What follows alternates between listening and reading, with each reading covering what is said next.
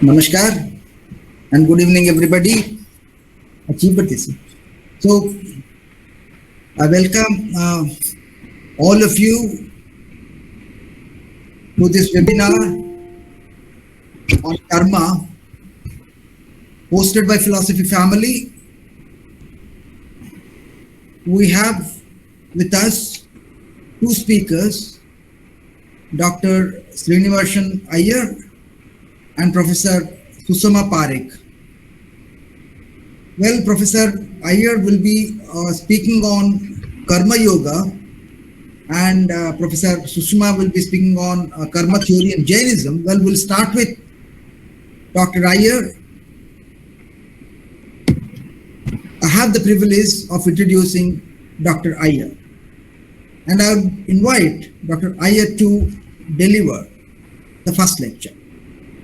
So, speaking about Dr. Srinivasana Iyer, we can find in him that he is a research-oriented person, deeply interested in various areas like ecosystems, deforestation, rainwater harvesting, the migration problems, interreligious studies, the problem relating to gender inequality, untouchability, and the like. So he has a varied interest, and he has written around 20 to 25 articles that were published in various journals. So we find in him a man who is always trying to find something new in various areas. So that's how we find a man who can give novel ideas. Well, he participates during the interaction session, and he raises beautiful questions. That's how Philosophy Family is very much thankful to him.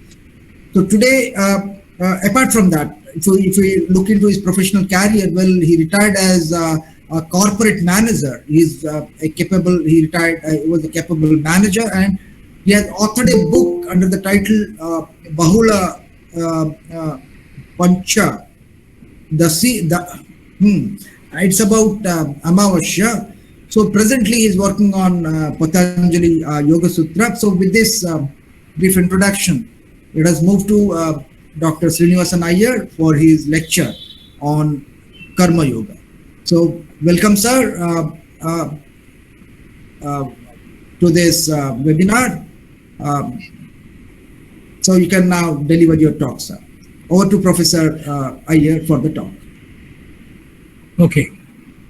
Thank you very much, Professor Kamana Om Narayan Rao ji. And I am really very happy to be here in our philosophy family. So let me begin with this, with a prayer. Guru Brahma, Guru Vishnu, Guru Devo Maheshwaraha, Guru Sakshat Parabrahma Tasmai Sri Gurave Namaha. Indeed, it gives me ecstasy and joy, and I am mingling with you all because I have a lot of intellectuals, professors, academicians who have been continuously participating as a member of this elite family. So I'm really happy to be here, and I thank very much for the organizers for having given me a chance to ventilate my article on an excellent topic given to me by the administrator, Professor Pramod Kumar Das, relating to Karma Yoga, which is a very important subject in the contemporary world. Not only in the contemporary world, right from the prehistoric world to the modern world to the present day world, Karma Yoga is an important subject. Nobody can survive without doing Karma Yoga. It is an action-oriented job. So now I take up the matter one by one. Karma in Sanskrit, also known as karmam. In Polycanon, it is called as kamma. In the Buddhist tradition, karma refers to action driven by intuition, intention, which leads to future consequences. These intentions or desires considered to be the determining factor in the kind of birth, death, and rebirth, the cycle of birth and death in samsara, often called the cycle of rebirth. In Bengali, karma is known as kormo. In Chinese, it is pinyin. And in Japanese, karma is called as romaji or go. Now let us look into the etymology aspect of karma. Karma literally means action or doing. The word karma derives from the verbal root kr, which means do, make, perform, and accomplish. Karma phala is the fruit effect or the result of karma. A similar term, karma vipaka, is karma maturation or cooking of karma. This is what the etymology goes. The remote effects of karmic choices are referred to as maturation or vipaka or fruit or phala of the karmic act. The metaphor is derived from agriculture. One sows a seed, there is time lag during which time some mysterious invisible processes takes place, and then the plant crops up and we cultivate them, we manure them, and then we harvest them. So Karma Yoga in the present day society has reached a peculiar level of complexity. All of us have to work. There is no deviation from that. There is no escape from that. We find that the idea of Karma Yoga is gaining greater and greater importance and acceptance among the people all over the world. For doing Karma Yoga, there is no qualification is required, and there is no guru is needed. Karma Yoga has been quite a controversial concept in the eastern part of Asia. The origin of Karma Yoga is seen in Isha Upanishad. The Isha Upanishad, which is always regarded as the first among the Upanishads, out of the 108 recognized Upanishads, derives its name. I hope, sir, it is audible to you all. Hello? Audible, sir. Clear, sir. Okay. Audible, sir. Okay, sir. First among the Upanishads derives its name from the first word of the first verse. The word Isha means the Lord of the universe. The Upanishad begins with a majestic and triumphant declaration that the whole universe is inhabited by God and it belongs to Him. The Upanishad has only 18 verses. They sum up the essential belief and practices of Hinduism or Sanatana Dharma. The 18 verses are as important as 18 chapters of Srimad Bhagavad Gita. The first verse is Kurvaneha Karmani Jiji Visheshatam Samaha Evam Dhinanyate Dostinaha. Kurvaneha means certainly doing, that is only by doing. Karmani means agrihotra. Jijivishet means should like to live. Satam samaha means 100 years. Supposing I wish to live for 100 years on this earth, I should start doing karma yoga. Well, thus, you live, there is no way other than that by which karma will not cling to you. It has been declared that there is a man's longest life. The text lays down the injunction in respect of how one should live continually performing karma and not otherwise. By doing the karma, the bad karma may not cling to you. The word karma has driven significance in the theology of Hindus. In the Vedic literature, it means sacrifices. In later theological works and Vedas, it means rites and ceremonials. In Srimad Bhagavad Gita, it means one's own duty. The doctrine of karma plays an important role. The philosophy of Hindus. But what is karma? It means the collective, aggregative of works a person performs in his journey through life. The good and the bad are included. His thoughts also come under this category, and they are called as motives. And as such, their very potential influence him to do this or that karma and subjecting him accordingly. It is said that there are three varieties of works: accumulated works, otherwise known as Sanchita Karma, the fructiscent, called the Prarabdha Karma, and the current as the Kriyamana Karma.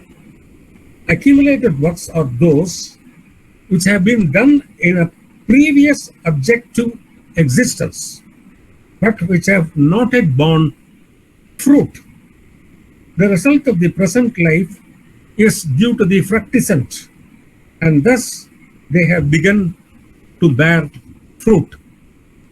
While the current denotes the actions which we are performing in our present existence, they will bear fruit hereafter and determine the future of life.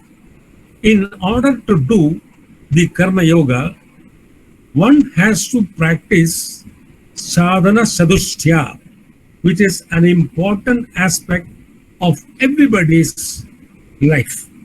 What is Sadhana Sadhushtya? It's a fourfold way of the self-control, cleaning oneself, purifying oneself, and making oneself fit for the entry of that which is supremely divine. It is called as Viveka Vairagya Shat Sampat Mumukshutva. The faculty of discrimination is Viveka. Sri Adi Shankaracharya has told in Aprokshanbhuti and Atmabodha as Nitya Anitya Vastu Vivekaha.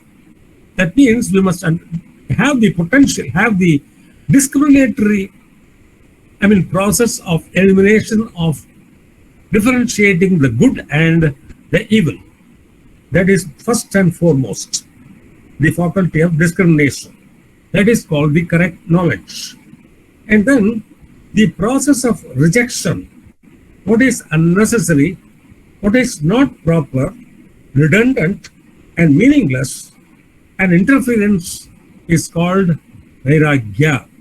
Vairagya is, according to Bhatir Hari, he has written a book by name Shadakatrayam, wherein he has written 300 slogas, 100 slogas on Nidhi Sarga, and the second 100 based on Sringara Sarga, And the third one is based on Vairagya Prakarana.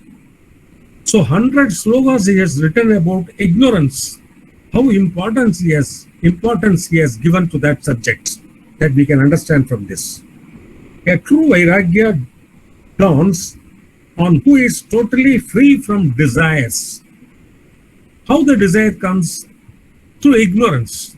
Avidya, Asmita, Ragadvesha, Abnivesha is coming in Patanjali Yoga Sutra. If one is able to control Vairagya, controlling Vairagya is otherwise controlling the mind. The mind is a bull. You cannot control the mind as easily as we think, because it is impracticable. In practice, unless and until we do that very sincerely, I think it is highly impossible to control the mind. The moment we look at something, we are being attracted. The moment we hear something, we are able to inquisitively look into hear that. And then we speak so much absurd things. So the mind is not under control. It is under the control of the Indriyas. That is what Shankara says. He gives importance for Vairagyam. If one is able to control Vairagya desires, he gets Vashikara Samjnana Vairagyam. Vashikara Samjnana Vairagyam. A kind of renunciate spirit, which is Vashikara. One should have 6 virtues. It's called as Shat Sampat. What are they? Sama, Dama, Uparati, Titiksha, Shraddha, and Samadhana. Sama is controlling the internal mind. Dama is controlling the Indriyas. Uparati is the cessation of all worldly belongings or desires. Titiksha means endurance and tolerance, grit, tenacity, and forbearance. Srimad Bhagavatam, 9th canto, 9th chapter, 14th sloka says, desire cannot be quenched by fulfillment of a desire. I underline the word desire cannot be quenched by the fulfillment of a desire. Take, for example, the recent concluded Grand Slam tennis tournament. I think Rafael Nadal, he has achieved a Himalayan task of getting his 21st title as Grand Slam winner. See, first time he got the Grand Slam. That by itself is sufficient. But his desire is so Himalayan or so huge, so vast and controllable, he keeps on getting one after one after one after one after one, and finally landing at the 21st title, which is one and the same. Probably he would have got some crores of rupees on that. So desire cannot be quenched by fulfillment. Supposing I go to an Olympic also the same case. I may be in the 4th rank, or the 3rd rank, or the 2nd rank. I'll be again competing for the 1st rank. So the desire is unflinching and very voluminous and huge. Even one has all the wheat and rice available in the world, you cannot satisfy that person completely. And this is called Uparati. Shraddha is faith. Samadhana is faith on God. Shraddha, that is Shraddha. Samadhana is concentration of mind. So when you do Karma Yoga, you must have Sadhana Chadusthya and Shat Sampad. That I would like to emphasize here. The Karma Yoga is also based on these 6 factors which we have discussed now. And what is Karma Yoga? Karma Yoga, according to Srimad Bhagavad Gita, Karmanyevadhikarasthe ma paleshu khatasana ma karma bala hedurbur ma the sangotsva karmani. You have a right to perform your prescribed duty, but you are not entitled to the fruits of action.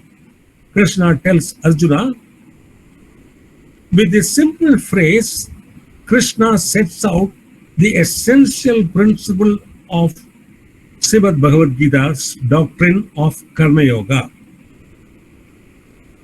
In 2.48, he again says, Yogastha Guru Karmani Sangam Tyakva Dhananjaya Siddha Siddhyo Samo Bhutva Samatvam Yoga Yuchyate. So you must have the equanimity of mind. Unless and until you practice the equanimity of mind, it is highly impossible that you have achieved anything in Karma Yoga. That is what Sri Krishna advises Arjuna. Karma Yoga is the first step for those who are interested in following a spiritual path. Even if you are not spiritually inclined, Karma Yoga is the yoga that is applicable and relevant in your daily life too. But who is a Karma Yogi? Again, Krishna says, Karma Yogi is someone who is neither elated by good fortune nor depressed by a bad fortune. Bad action. A fortune cannot be bad. Such a person is free from attachment, fear, and anger. We can discuss many stories relating to this, or short stories, but I don't want to, go deep into these details, because you all know about the story of a rabbit and a tortoise, and what tortoise teaches us to be a Karma Yogi, and finally it wins the race. And then a story of a man who dug the mountain to create a path for the villagers, even at the time of death of his own wife. He kept on doing that work as a beautiful Karma Yogi. And then we discussed Karmaganda using the example of the famous movie called Oh My God. That came in Hindi about, I think, some few years back. I don't remember that exactly. Then what is Karmaganda? In the Vedas, there are three divisions of kandas. The one is Karmaganda, the second one is Jnanakanda, the third one is Upasana Kanda. Karma Kanda is the action of the Vedas that list rituals, ceremonies, and actions which, when performed, lead one to power and prosperity. On the other hand, Jnana Kanda comprises of philosophical teachings and knowledge, swadhyaya, of reading scriptures. And Upasana Kanda has more to do with bhakti or devotion, like Jayadeva or any other personality for that matter, sages. Finally, Krishna says in 263 and 264, when you keep thinking about objects, attachment comes. Attachment breeds desire. Such desires develop a lust for possessions. And from lust, anger arises. From anger comes delusion. Delusion degrades one's way of thinking, and when thinking is degraded, intelligence is lost. And when the intelligence is destroyed, a person is lost. That is what he says, Krodhat bhavati sammoha, sammoha smriti vipraha, smriti pramsad buddhinaso, buddhinasat pranasyati. He can even refer 3:37, who is an angered man, which Krishna describes in detail about the quality of a person. So here, Arjuna's conflict and Karma Yoga. The first and second chapters of Gita provide background of this entire spiritually classic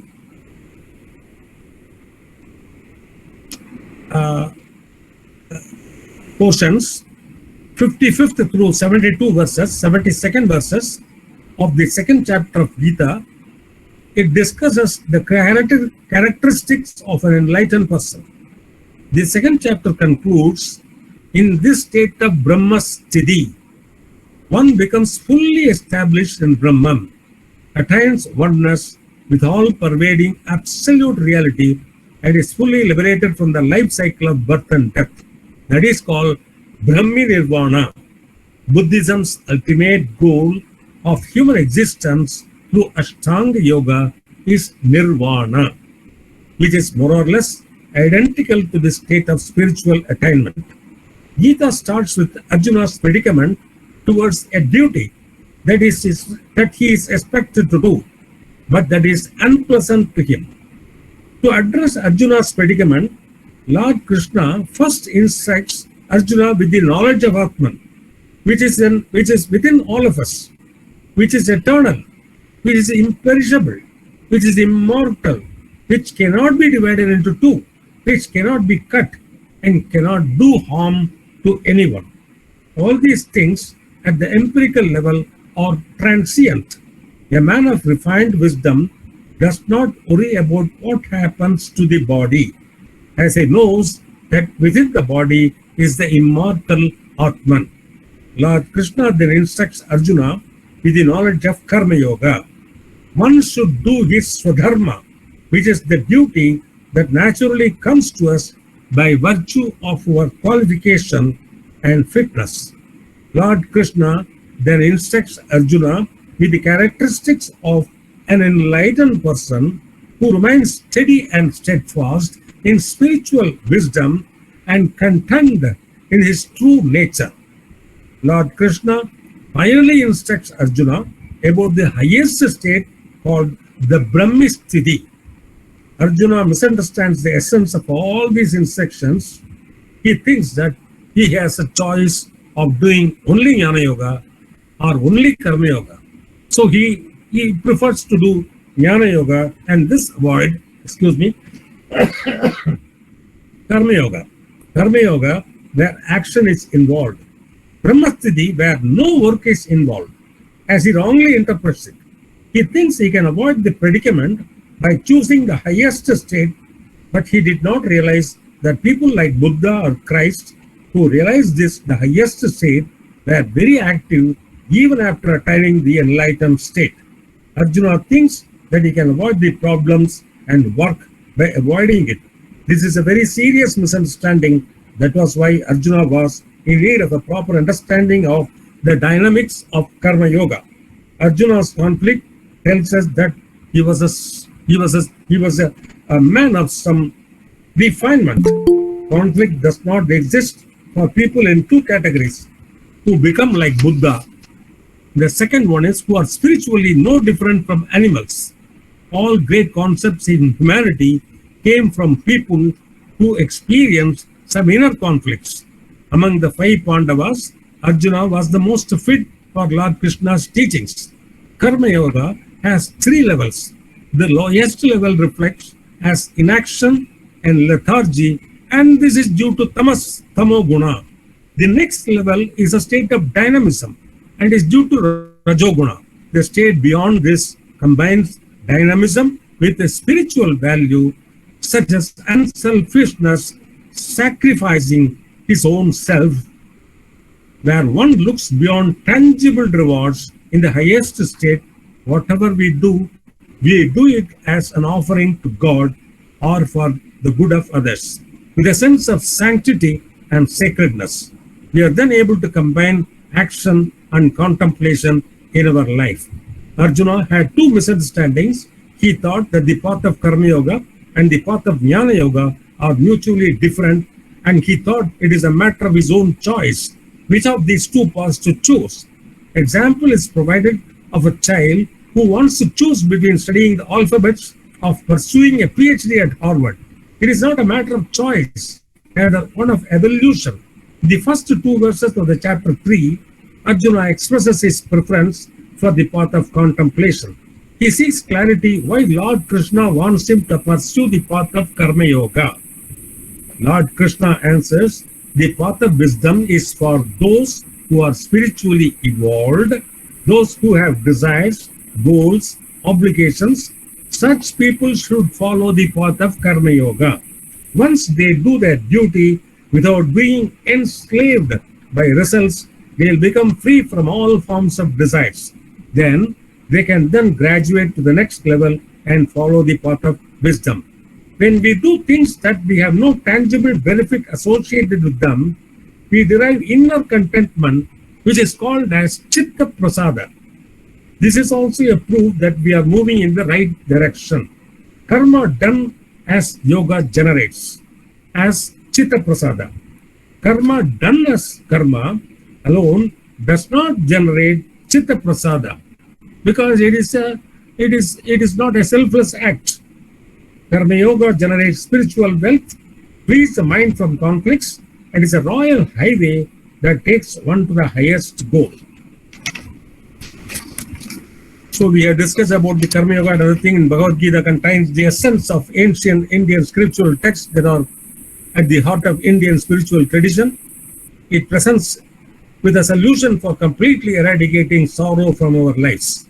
Karma Yoga, the yoga of action, is a most practical teaching of Srimad Bhagavad Gita that emphasizes perfection in action as a means to live a fulfilled life. It presents us with a solution for completely eradicating sorrow from our lives. You should have fortitude for that. Matras prasastu kaunteya. Kaunteya is Arjuna. Sidoshna sukadukka gada agama payino anityas tam sthidishasva bharata. So that in this way, the first part of the verse says, contact with the objects, or more specifically, contact our senses with the objects, cause us to experience heat and cold. The senses react to external stimuli and send a signal to the mind.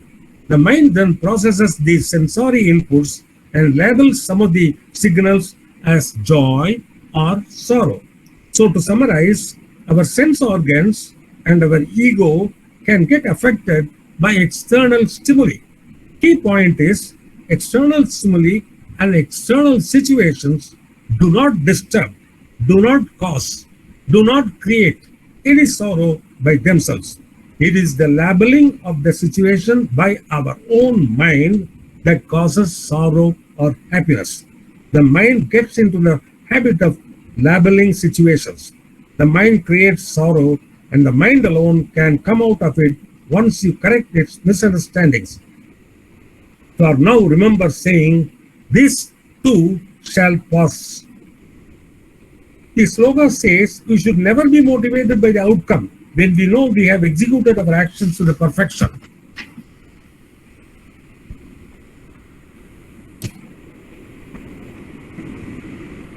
So towards the end, the Gita says that the subject of karma is extremely mysterious and difficult to comprehend, and to get a thorough understanding of it, we need first to understand the three types of karma. In Gita, 4th chapter, 17th sloka, it says, Karmano hyabi bodhavyam, bodhavyam sa vikarmanaha, akarmanasche bodhavyam, kagana karmano.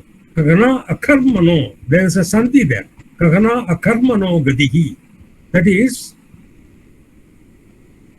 the correct action is karma.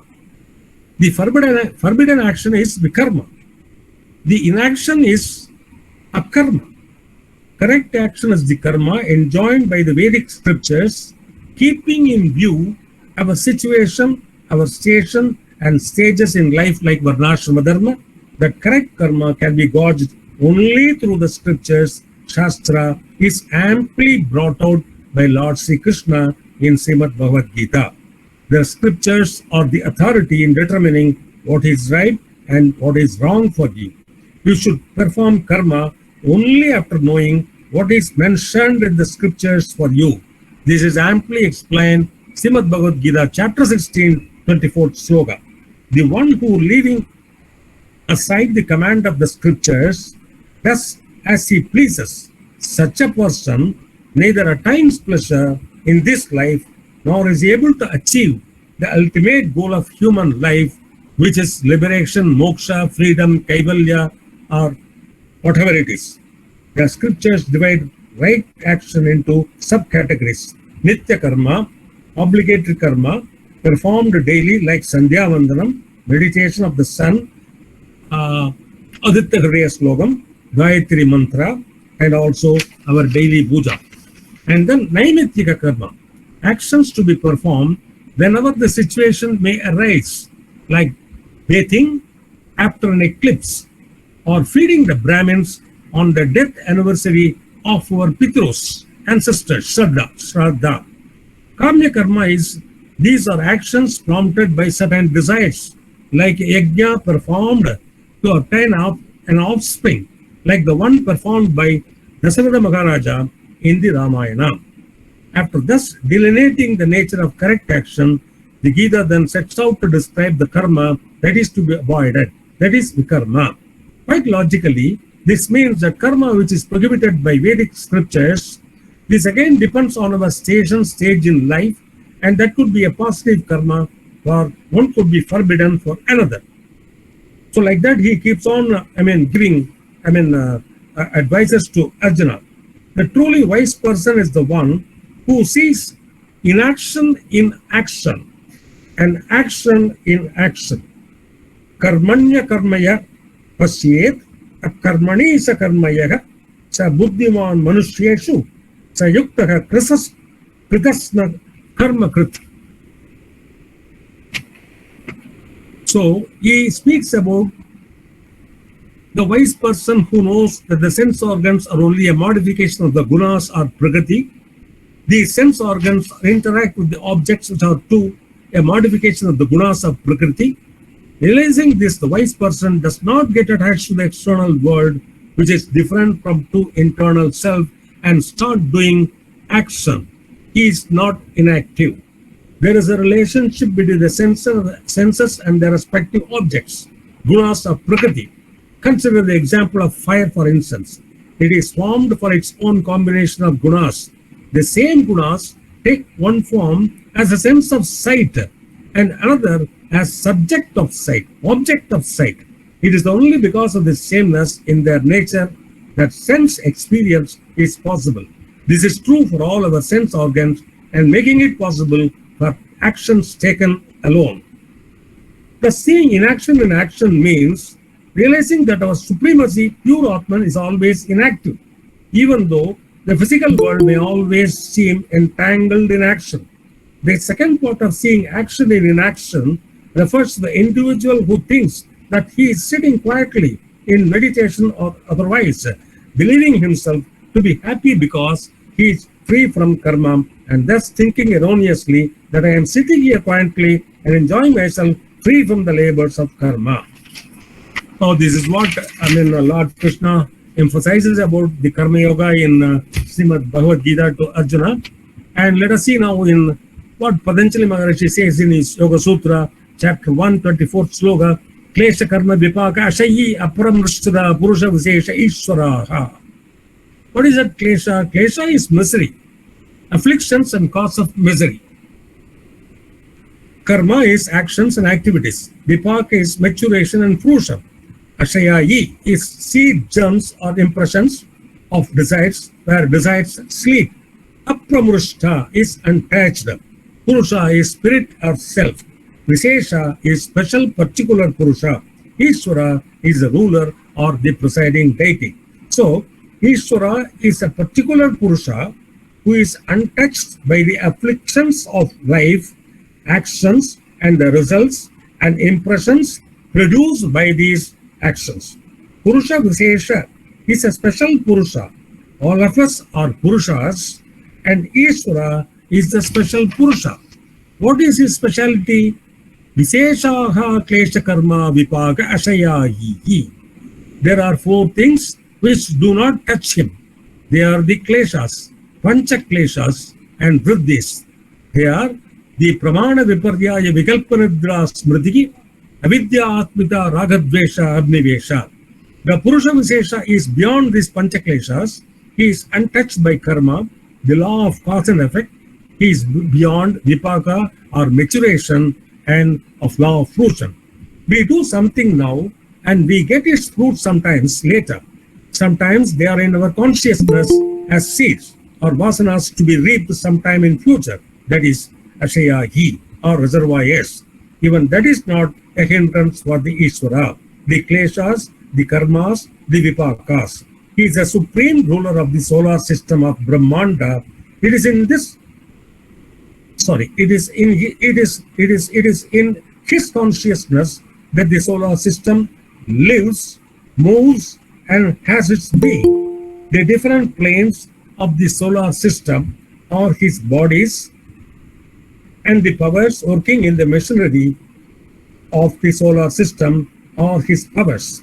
He is the reality whom we generally refer to as God. What are the 5 types of vriddhis? As discussed earlier, we spoke about the right knowledge, which is pramana, which is also told in Buddha's Eightfold Path. Right attitude, right action, right knowledge, right effect, or something like that. And pramana, viparyaya is wrong knowledge, it is imaginary knowledge. Vikalpa is knowledge. Nidra is deep sleep. Memory is smriti. How to control these kleshas?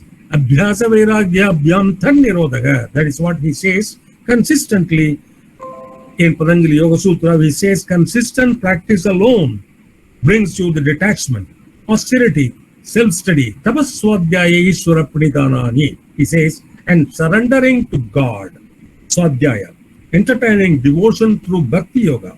The pancha kleshas, as discussed earlier, we have avidya, asmita, ragadvesha, and abhinivesha.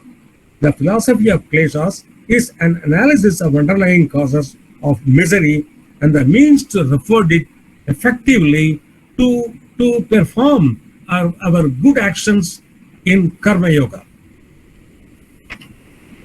The storehouse of karmas, which are rooted in kleshas, result in all experiences in the present and future lives. Karma Yoga is directly in contact with this world. Only half an hour for spirituality we spend. That is not spirituality. If you don't spiritualize your work, there is no use. Karma Yoga makes everything spiritual. Swami Bhajanananda says on Karma Yoga, Karma Yoga is more important for us. Karma translates into work. All motions in the universe is regular. Karma is work done by a living body. It must be consciously done, effectively done, with knowledge, and machine does a lot of work. It is neither enjoying or getting tired. It is not Karma Yoga. Enjoyership and sufferership must be there. And moral obligation should also be there. And freedom of choice must also be there. And the cosmic phala will occur only due to law of karma, which says good, good, bad, bad karma. But none escape the law of karma. They have come with a lot of packages to do karma. This is accepted in all religions, Vedanta, Prabhupada, and Vriddhi, and otherwise being ethical and moral ways, seeking the transcendental in the highest spirituality of the self. So we have discussed, to summarize this, sir, I have spoken about Karma Yoga, the definition of Karma Yoga, the etymology of Karma Yoga, and the Karma Yoga, what are the types of Karma Yoga, and then the different types of karma, and which has been explained in our traditions like Isha Upanishad, Srimad Bhagavad Gita, Patanjali Yoga Sutra, etc. And even we can say, excuse me for a minute,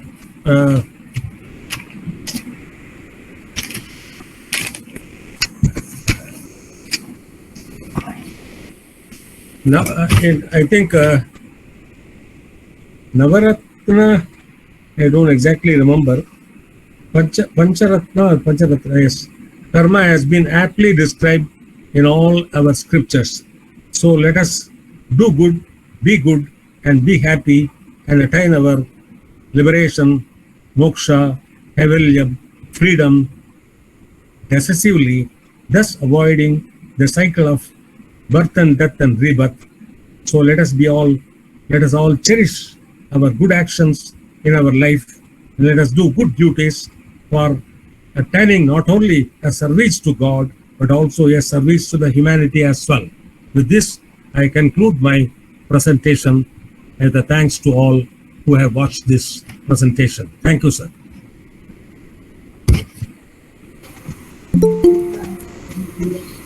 Thank you, Dr. Srinivasan, for a very nice lecture. It was really interesting.